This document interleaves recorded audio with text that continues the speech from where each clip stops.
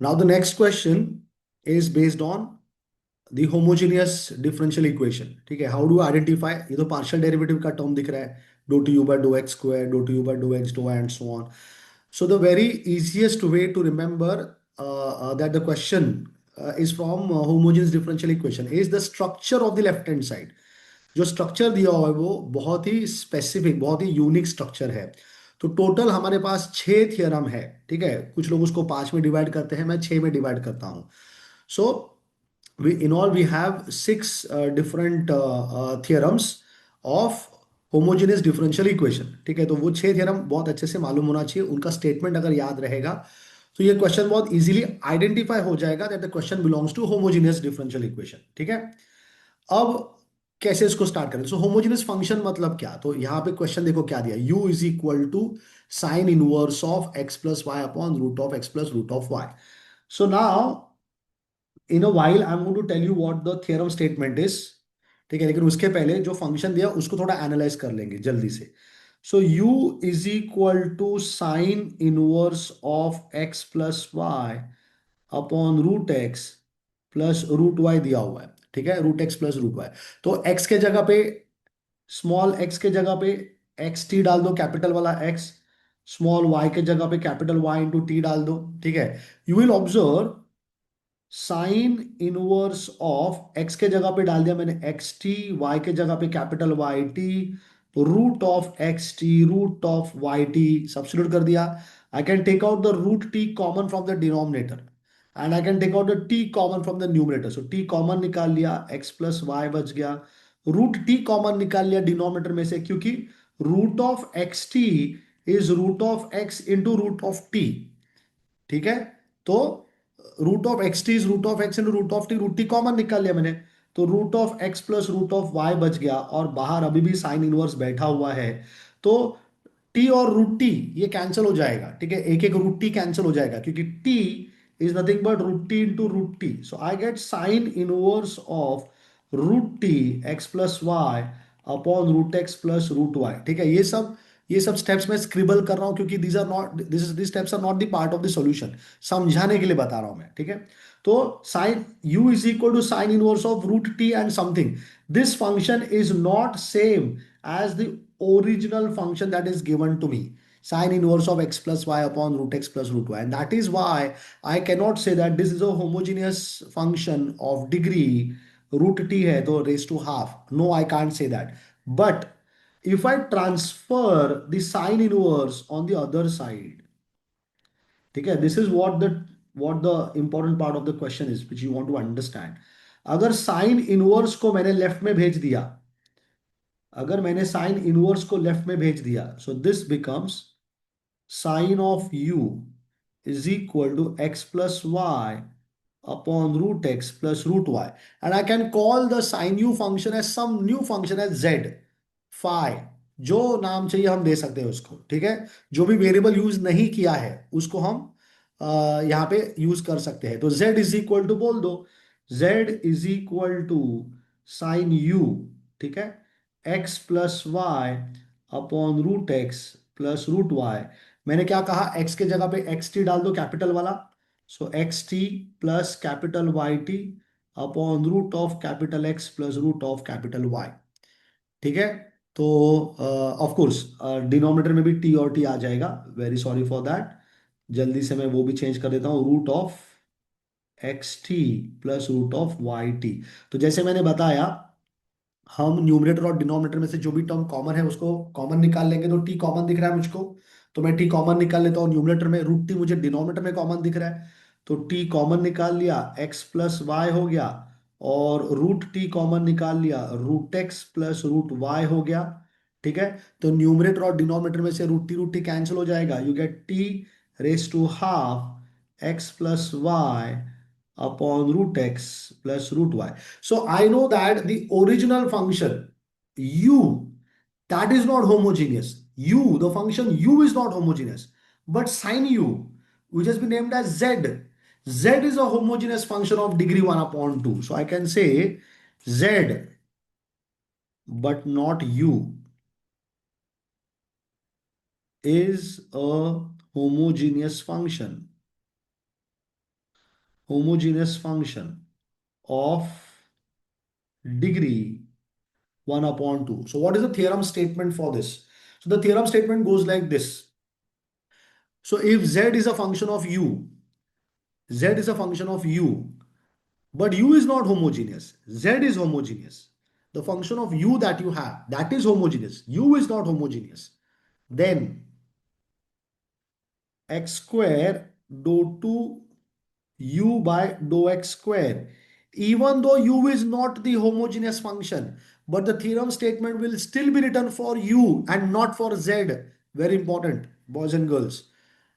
Homogeneous function z है, u नहीं है, लेकिन जो थियरम स्टेटमेंट है वो u का लिखा जाता है, z का नहीं. So x square dough two you by dough x square plus two x y do two you by dough x do y. कोई पार्शियल डिफरेंशिएशन फाइंड नहीं करना है यहाँ पे. Plus y square dough two you by do y square. ये जो मैं लिख रहा हूँ do two you by dough x square and every other thing partial differentiations, none of them will be found. एक भी फाइंड नहीं करना है, सीधा थियरम स्टेटमेंट जो लिख के दे रहा हूं. So this is equal to g of u bracket g dash of u और g one of u minus one, where g of u is given by n f of u upon f dash of u. ठीक है, that's our theorem statement. So as I said, there are 6 different theorem statements that you want to remember. ठीक है, this one is the last one. ठीक है, so x square dou to u by dou x square plus 2xy and so on. The question that has been asked to us can be expressed as g of u bracket में g dash of u minus 1, where g of u is nothing but n into f of u upon f dash of u. ठीक है, so f dash of u बोलो, f1 of u बोलो, they are the derivatives of the function. g1 of u या g dash of u बोलो, that is the derivative of the function g of u. तो g of u कैसे निकालना है? तो f of u और f1 of u मालूम होना चाहिए. तो f of u क्या है? जैसे मैंने बताया, z is a function of u. Theorem statement को ध्यान से समझो. z is equal to a function of u. Function of u that is homogeneous. u is not homogeneous. ठीक है, then the entire statement that I have written over here will come. ठीक है, सो यहां पे मैं लिख दूंगा, सबसे पहला तो हम फाइंड करेंगे g ऑफ u. उसके लिए मुझे लगेगा f of u. So f of u is nothing but sine u. f1 of u बन जाएगा derivative of sine u which is cos U. तो जी ऑफ यू क्या लिखेंगे? अच्छा, एन का वैल्यू कितना है? 1/2 है. The given function, okay, which is not homogeneous, but z is homogeneous. Okay, z is homogeneous and it is a homogeneous function of what degree? Degree 1/2. तो n का value 1/2 है. So I can write over here g of u is equal to n which is 1/2, f of u which is sine u, f1 of u which is cos u. So I can write this as 1/2 tan u. ठीक है, ये g of u का answer आ गया. तो g1 of u, the derivative, the first derivative of g of u would become equal to derivative of g of u. Half of tan u is the answer of g of u. उसका derivative क्या हो जाएगा? 1/2 constant है. tan u का derivative कितना होता है? sec square u. तो यहाँ पे sec square u लिख दिया मैंने. ये g1 of u हो गया. ठीक है, सो अब देखो तो जो अपना लेफ्ट हैंड साइड है, जो क्वेश्चन का लेफ्ट हैंड साइड है ये, ठीक है, this will become equal to what? This will become equal to according to the formula that I've written, g of u which is half of tan u, then a bracket, then there is g dash of u और g1 of u, जिसका answer देखो यहाँ पे लिखा है half of sex square u, तो वो लिख देंगे half of sex square u minus 1. ठीक है, -1. This is the substitution. This I've just done the substitution of the answer that I've got. अब बस क्या सिंप्लीफाई करने का जरूरत है हमको. Nothing else. So I can right 1/2 tan u can be written as sin u upon cos u. The entire answer, if you can observe, is only in terms of sin and cos, isn't it? तो tan, sec, cot ये सब नहीं चलेगा, sin cos ही लेके आना है. ठीक है, तो सबसे पहला मुझे दिख रहा है tan u. तो tan u को चेंज करके मैं क्या लिख सकता हूँ?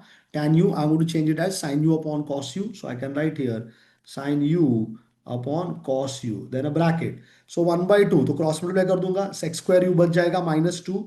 This term would become sec square U -1 whole divided by 2. ये 2 ऐसे इधर ब्रैकेट, ये क्रॉस मल्टीप्लाई करेगा तो ऑफकोर्स ऊपर 1 नहीं आएगा, ये 1 नहीं आएगा, यहाँ पे आएगा -2. Sex square you -2. Also you know that sex square you is nothing but 1 plus tan square u, isn't it? Sec square u is nothing but what? 1 plus tan square u. और फिर आगे -2 लिखा हुआ है. तो पूरा जो सिंप्लीफाइड वर्जन है वो क्या हो जाएगा, ये हो जाएगा. So I am going to now write it directly. Okay, so 2 cross multiply कर दिया तो सेक्स स्क्वायर यू -2 आ गया. फिर सेक्स स्क्वायर यू के जगह पे 1 प्लस tan स्क्वायर यू लिख दिया. आगे -2 ऑब्वियसली है वहां पे, तो पहला तो मैं लिख दूंगा tan square U and then 1 -2 is going to become -1 and divided by 2. ये 2 को बाहर वाले 2 के साथ मल्टीप्लाई कर दो तो बाहर 1/4 हो जाएगा, जो कि रिक्वायरमेंट है अपना. Then you have sine U cos u, and now you have tan square u -1 that is left. Tan square u again I can write tan square as, और या tan का जो फॉर्मूला है साइन अपॉन कॉस वाला वो use कर लेंगे, तो tan square u क्या बन जाएगा, sine square u upon cos square U -1. ठीक है, sine square U upon cos square U -1 हो जाएगा. Are you getting? ठीक है, अब इसको क्रॉस मल्टीप्लाई कर देंगे, सो मुझे मिलेगा 1/4 then sine U cos u. Let's do the cross multiplication. I get sin square u minus cos square u divided by cos square u. कुछ देर पहले, ठीक है, कुछ देर पहले हमने जो प्रीवियस क्वेश्चन सॉल्व किया है उसमें मैंने cos 2x का फॉर्मूला लिख के दिया था. मैं फिर से एक बार लिख रहा हूं यहाँ पे. Let's not go back and then check what the formula was.